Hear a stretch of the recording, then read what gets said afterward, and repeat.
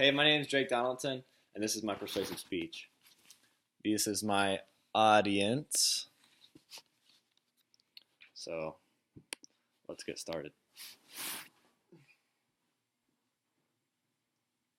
There are two ways to be fooled. One is to believe what isn't true. The other is to refuse to believe what is true. This quote is by Soren Kierkegaard. Doctors today are prescribing drugs to people with cancer that they would not prescribe to their own family. There are natural means to cure and prevent cancer that doctors are not allowed to tell you about. I am currently a biomedical student at Liberty University. I've studied cancer through research. I personally have seen people diagnosed with cancer who do not make it. Through professional research, I have been able to provide this information. Cancer is a common problem in today's society, and it can have detrimental effects on society. And modern medicine is not helping to cure cancer, but maybe even making it worse.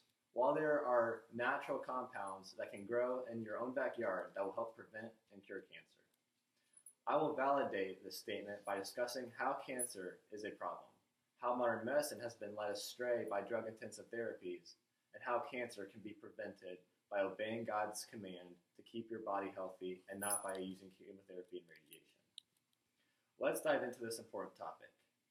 Cancer is a common problem with detrimental effects. The Nixon administration launched the War on Cancer in 1971. Scientists believed that cancer was but one disease and had a single cause. The last several decades of research have revealed a much different truth. An extremely diverse set of genetic changes underlies the disease we call cancer. And there are literally hundreds of different types of cancer. A Huntsman study was done and that said that cancer will affect 1 in 2 men and 1 in 3 women in the United States by the year of 2050. Both predictions are based on statistics collected by the Surveillance Epidemiology and Results Program at the National Cancer Institute. We used to think that any cell could become a cancer cell, but now we know that only stem cells can become cancer cells. Stem cells are used that haven't been decided what they want to be yet. The trouble with chemotherapy is that it has damaged the DNA of stem cells and becomes an immortal cancer cell.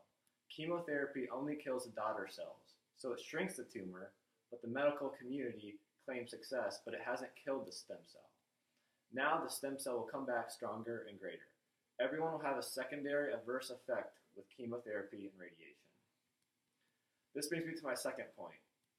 Despite the grave dangers of cancer's effects, Americans are being led astray by modern medicine. In medical school, doctors are not educated in nutrition or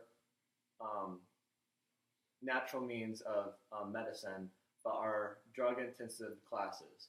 Doctors literally means teacher. Instead of teaching patients on how to prevent and cure patients, doctors are just taught how to prescribe drugs. Back before the turn of the system that was the turn in medicine by the Rockefeller and Carnegie Foundation, there were multiple ways of medicine, whether by herbal, osteopathic, natural, or medical schools. The Carnegie and Rockefeller Foundation donated millions of dollars only to the schools that taught drug-intensive therapies. Then they would stack the board of directors of those schools, which were a part of the Rockefeller and Carnegie Foundation. By 1925, over 25,000 herbal schools were closed. And if a doctor didn't graduate from a Flexer-approved school, then their degree was worthless. That's why an MD degree is preferred.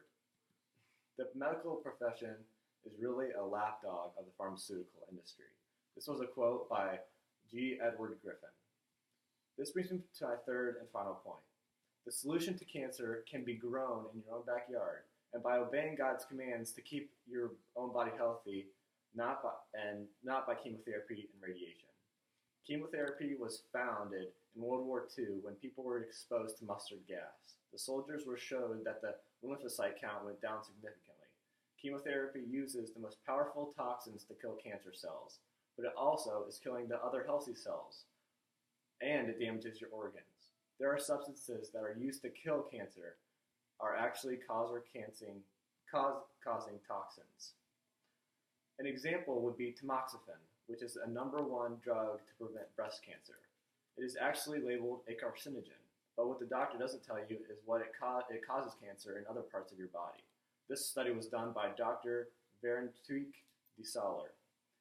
And in 1 Corinthians 6:19 it says, "Or do you not know your body is a temple of the Holy Spirit within you, whom you have from God?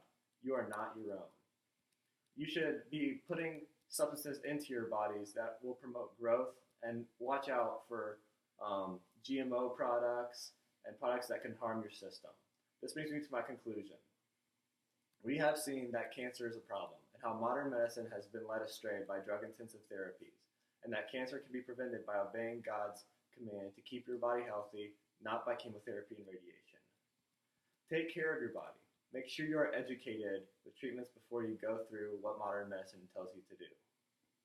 I encourage you to analyze the big problem of cancer and do your own research. Watch what you are putting into your body so that you are a good steward of God's temple.